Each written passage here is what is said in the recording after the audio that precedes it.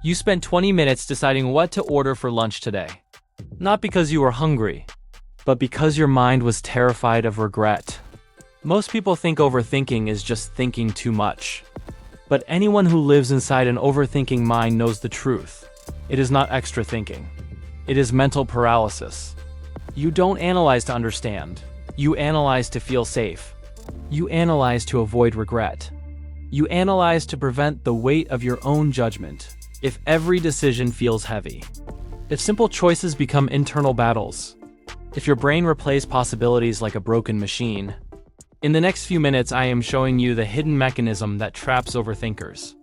I will reveal the 3 psychological types and the one counterintuitive shift that actually works. This isn't about thinking less. It is about thinking differently. Let's begin. Every overthinker shares one hidden mechanism. It is not insecurity. It is not just anxiety. It is this. They don't trust their future self. They fear that future them will look back and say, "You made the wrong choice. You ruined this." So the mind tries to calculate every possible outcome in advance.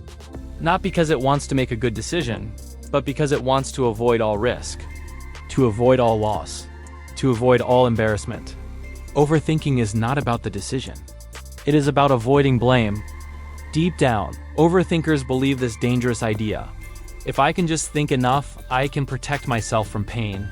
But no amount of thinking can eliminate uncertainty. And the attempt to do so creates mental overload. That is when the loop begins. You think, you doubt, you rethink, you freeze. It is not thought. It is self-defense disguised as logic.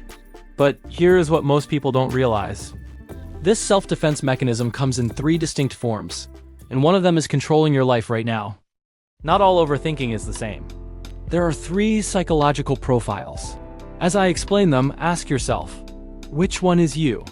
Type 1, the analyst. This person overthinks because they want the perfect outcome. They collect information endlessly. They open 10 tabs. They read every review, they compare every option. They fear making a suboptimal choice. To them, imperfection feels like failure. The analyst doesn't fear being wrong. They fear being inefficient. If you have ever spent 30 minutes researching which brand of paper towels to buy, this is you. Type 2, the worrier. This person overthinks because of fear. Fear of consequences. Fear of judgment. Fear of choosing wrong and being punished for it. Their mind imagines disaster in every direction. They live in the land of what if. The worrier doesn't fear mistakes, they fear catastrophe. If you have ever avoided making a phone call for 3 days because you rehearsed every way it could go wrong, this is you. Type 3, the self-doubter. This person overthinks because they don't trust their own intuition. Every decision becomes a test of their worth. They hesitate even when the answer is obvious. They believe everyone else handles life better than they do. The self-doubter doesn't fear the decision. They fear their own judgment. If you have ever asked 5 people for advice, then ignored all of it and still felt wrong, this is you. 3 types. 3 different fears, but all trapped in the same mental storm. And here is the brutal truth about what that storm is actually protecting you from. Most people believe overthinkers fear mistakes. That is not true. They fear the emotion that comes after the mistake. They fear guilt. They fear shame. They fear the weight of responsibility. They fear the story they will tell themselves if things go wrong. The overthinking mind is terrified of this sentence. It is your fault. So it tries to predict everything. Control everything. Optimize everything. Let me give you a concrete example. You are deciding whether to quit your job. The analyst calculates finances and market conditions. The worrier imagines failure and bankruptcy. The self-doubter asks, am I even capable of making this choice? But all 3 are asking the same hidden question. If this goes wrong, can I forgive myself? And because the answer feels uncertain, the mind loops forever. But the brain is not built for infinite prediction. And that is why overthinking feels exhausting. It is a battle the mind cannot win. In a moment, I will give you a simple test that reveals how deep this pattern runs in your life. But first, you need to understand the damage this battle leaves behind. And I need to tell you about someone who almost lost everything to this loop. A woman spent 11 months deciding whether to leave a relationship she knew was wrong. She made lists. She asked friends. She read articles. She journaled every night. She knew the answer on day one, but her mind kept searching for certainty that would never come. By the time she finally chose, she had lost almost a year. Not to the relationship, to the decision about the relationship. She said later, "I wasn't thinking. I was hiding."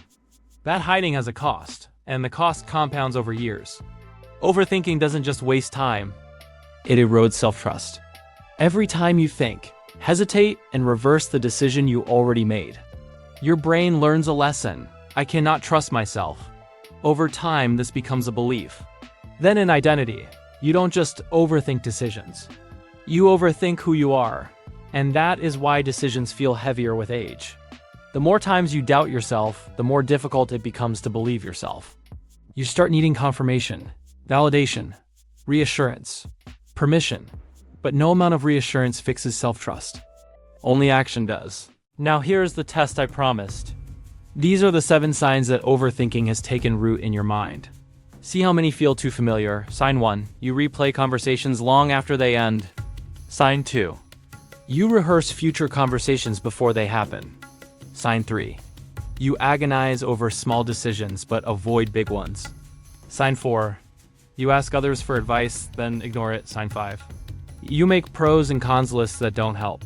Sign 6. You feel relief after deciding, then doubt returns minutes later. Sign 7. You need permission to do what you already know you want to do. Count how many you recognized. If it is 5 or more, hit the like button right now. Not for me, but as a marker for yourself, a small commitment that you are ready to change this. If you recognize all 7, you are living in a mental prison you built yourself. But here is the good news. What you built, you can also dismantle. These behaviors aren't random. They are protective strategies. The mind isn't trying to decide, it is trying to be safe. And that is where the shift happens. Overthinking doesn't stop when the mind becomes clearer. It stops when the mind becomes braver. Here is the truth. Overthinking is not a problem of the mind. It is a problem of courage. The solution is not thinking less. It is tolerating the discomfort of uncertainty. And that begins with a 3-step protocol. This sounds simple, but simple is not the same as easy. And that is exactly why it works. Step 1, replace the question. Stop asking, what is the perfect choice? Start asking, what choice can I live with? Perfection demands control. Courage accepts risk. Step 2, set a decision timer. Give yourself 5 minutes to think, then choose. Not because you have the answer, but because the timer expired. The deadline creates the decision. Most overthinkers need external structure because their internal dialogue never ends. Step 3. Practice micro-decisions. Start small. What to eat, what to wear, which route to take. Make these decisions in under 10 seconds. No research. No pros and cons, just choose. Your brain learns, I can survive imperfect choices. And that lesson transfers to bigger decisions. When you stop demanding perfect outcomes, your mind relaxes. Your chest loosens, your thoughts quiet down, decisions become lighter. You don't need to be fearless. You just need to be willing. And here's how you prove it to yourself. This video is ending, which means you already feel the urge to overthink the next thing in your life. So here's your test. Right now, not tomorrow. Not after you think about it. Right now, pick one decision from today. Something small. Something simple. Something that normally makes you hesitate. And make the choice in 5 seconds. 5, 4, 3, 2, 1. Choose. Not because it is the right choice, but because it is the choice you trust yourself to make. Then come to the comments and type, I choose. Not, I choose correctly. Not, I choose perfectly. Just, I choose. Because the moment you choose, you stop being afraid of yourself. And that is the beginning of a different life.